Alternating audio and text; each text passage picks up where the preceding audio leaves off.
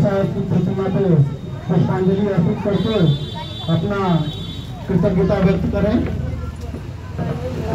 सावित्रीबाई फुले की प्रतिमा पर माला फूल चढ़ाया गया और दीप प्रज्वलित किया गया। इसके बाद कुछ लोग अपने विचार प्रकट किए। हमारा काम धंधा कौन करेगा, ये पुरुषों का था, पर ऐसा नहीं था।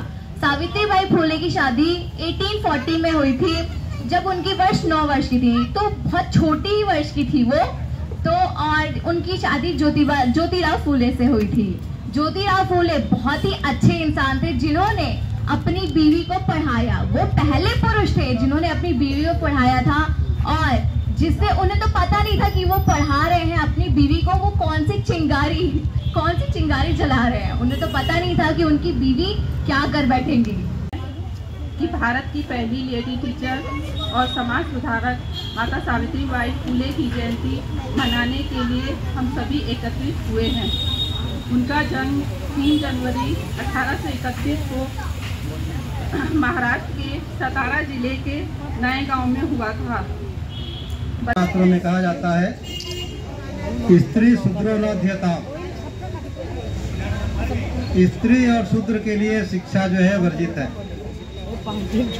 माता सावित्रीबाई फुले और फुले जी ने महिलाओं को शिक्षित करने का जो है पीड़ा उठाया। और जरा कल्पना कीजिए उस समाज की, तत्कालीन समाज की, आज से 150 साल पहले 18 विद्यालय खोल दिए। जरा कल्पना कीजिए कि एक विद्यालय को चलाना है तो कितना जो है संसाधन जरूरत पड़ती है, और 18 विद्यालय चलाना होगा तो बहुत ज़्यादा संसाधन की जरूरत पड़ेगी। हम सभी बाबा साहब को मानते हैं, माता सावित्रीबाई को मानते हैं, लेकिन हम लोग उनकी नहीं मानते हैं साथी। अगर आप 14 अप्रैल को किसी भी प्रांगण में बाबा साहब की जयंती मना लेते हैं होता, बल्कि मानव का मूल्य उसकी जाति और वर्ण के आधार पर निर्धारित होता है। अर्थात समाज में आपको कितना मान सम्मान स्वाभिमान मिलेगा, ये निर्भर करता है किस जाति में पैदा हुए हैं, किस वर्ण में पैदा हुए हैं। अर्थात ये गैर बराबरी, ऊंच नीच, भेदभाव की जो व्यवस्था, इसकी वजह से मेरा अपमान हुआ। तो ये अपमान कब तक होता रहेगा? तो जब तक ये ऊंच नीच गैर बराबरी की व्यवस्था, जाति वर्ण की व्यवस्था बनी रहेगी, तब तक अपमान होता रहेगा। तो क्या करना होगा? तो हमें समता, स्वतंत्रता, बंधुता, न्याय पे आधारित व्यवस्था लाना होगा। तो वर्तमान में जो वर्ण और जाति के आधार पर गैर बराबरी की व्यवस्था है, इसको समाप्त करना होगा। अगर ये व्यवस्था है जो इंसान को इंसान नहीं मानती, पशुओं से बदतर जिंदगी जीने के लिए मजबूर कर दी है, मुझे इस व्यवस्था को बदलना है। उन्होंने देखा क्या यह व्यवस्था मैं अकेला बदल सकता हूँ? तो उन्होंने देखा मैं ये व्यवस्था अकेला बदल नहीं सकता हूँ। तो क्या करना होगा? मुझे जैसे मैं सोच रहा हूँ, अगर मेरे लोग भी यही बात सोचना शुरू कर देंगे, तो मिलजुल के हम लोग इस सड़ी गड़ी व्यवस्था को उखाड़ के फेंक देंगे और समता के आधारित व्यवस्था स्थापित करेंगे। लेकिन ये कब होगा? जब हमारे लोग हमारा साथ देंगे तब होगा। क्योंकि कोई व्यक्ति है, माँ प्रथम शिक्षिका होती है, परिवार प्रथम पाठशाला होता है। अगर माँ गुलाम है तो बच्चा गुलाम होगा, क्योंकि एक बच्चा जितना अपनी माँ से सीखता जीवन में, उतना किसी से नहीं सीखता। वैसे भी शेर को शेर नहीं पालता, शेर को शेरनी पालती है। अगर ही हमारी माताएं शेरनी होंगी तो हमारे घर में शेर पैदा होंगे। लेकिन ये कब होगा? जब वो भी पढ़ लिख लेंगी तब होगा। पढ़ने लिखने से वंचित कर दिया गया था, तो उन्होंने देखा महिलाओं को कौन पढ़ाएगा, तो उन्होंने दूसरे का सहयोग नहीं लिया। दूसरा आगे आएगा कि नहीं आएगा? माता सावित्रीबाई फुले भी पढ़ी लिखी नहीं थी, उनको इन्होंने पढ़ाया।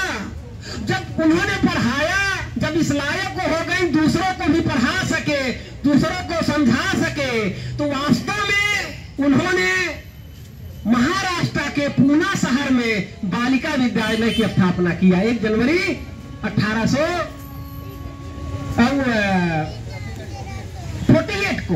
हाँ, 48 को उन्होंने शुरू किया। आप जानते हैं कि जब वो घर घर जाने लगी, मैं थोड़ा ये बात कहूंगा पढ़ने लिखने का आशीर्वाद लग गया, किसी को लगता किसी की कृपा हो गई तो मुझे नौकरी मिल गई तो आज अच्छी जिंदगी जी रहा हूँ, ना कि किसी की कृपा लगी, ना किसी का आशीर्वाद लगा, बल्कि हमारे महापुरुषों का, इन्हीं लोगों का संघर्ष है जिसकी वजह से पढ़ने लिखने का मौका मिला। आज हम अधिकारी कर्मचारी बन गए, वेतन मिलने लगा, अच्छा खाना, अच्छा कपड़ा है, 4 लोग नमस्ते भी करने लगे। अपने आप नहीं आया, वो संघ लगी भेजिए अपनी लड़कियों को, हम लड़कियों को पढ़ना लिखना जरूरी है।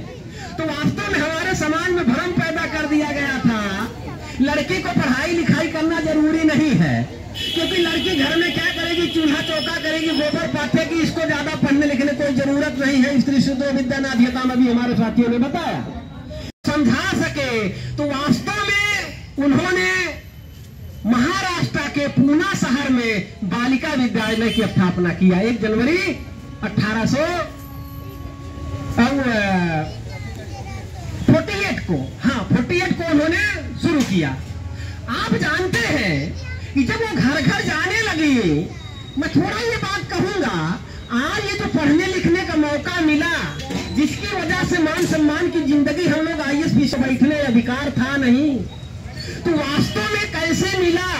तो बहुत से लोगों को लगता किसी का आशीर्वाद लग गया, किसी को लगता किसी की कृपा हो गई तो मुझे नौकरी मिल गई तो आज अच्छी जिंदगी जी रहा हूँ, ना कि किसी की कृपा लगी, ना किसी का आशीर्वाद लगा, बल्कि हमारे महापुरुषों का, इन्हीं लोगों का संघर्ष है जिसकी वजह से पढ़ने लिखने का मौका मिला। आज हम अधिकारी कर्मचारी बन गए, वेतन मिलने लगा, अच्छा खाना, अच्छा कपड़ा है, 4 लोग नमस्ते भी करने लगे। जाती थी, अभी बताया गया आपको, उनके जीवन की घटना बताता हूँ।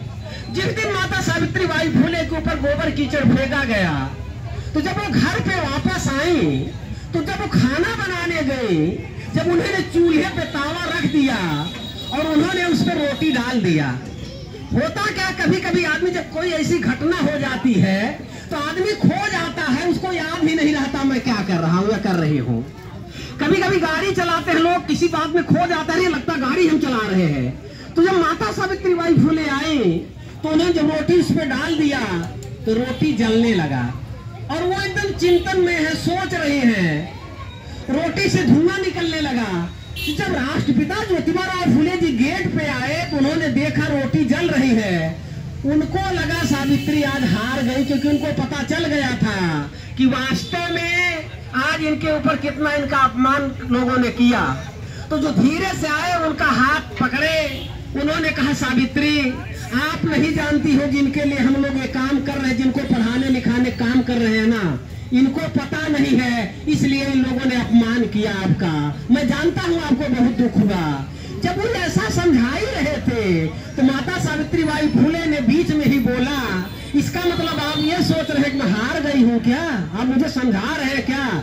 अरे मैं हारी नहीं हूँ, मैं तो ये सोच रही हूँ इनको कैसे समझाया जाए, कैसे पढ़ाया जाए, और मेरा संकल्प और दृढ़ हो गया है। मैं तब तक नहीं रुकने वाली हूँ जब तक महिलाओं को शिक्षित नहीं कर दूंगी।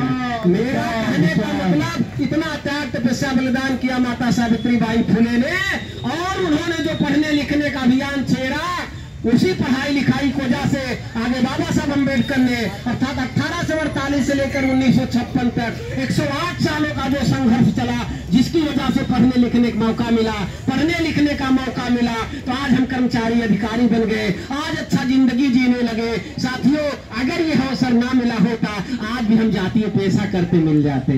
तो आज अगर हम हैं इन्हीं लोगों की वजह से, तो हमें कहीं भूल ना जाए, हम अपने इतिहास को जीवित रखना बहुत जरूरी है, क्योंकि नर्सरी से लेकर PhD कर लीजिए, माता सावित्री बाई फुले को कहीं पढ़ाया नहीं जाता। इस देश की प्रथम अध्यापिका है, B.Ed कर लीजिए, M.Ed कर लीजिए, PhD कर लीजिए, कहीं नहीं बताया जाएगा यही माता सावित्री बाई भारत की प्रथम महिला शिक्षिका है। तो ऐसे कार्यक्रमों से ये जानकारी मिलेगी, ऐसे सामाजिक जागृति से जानकारी मिलेगी।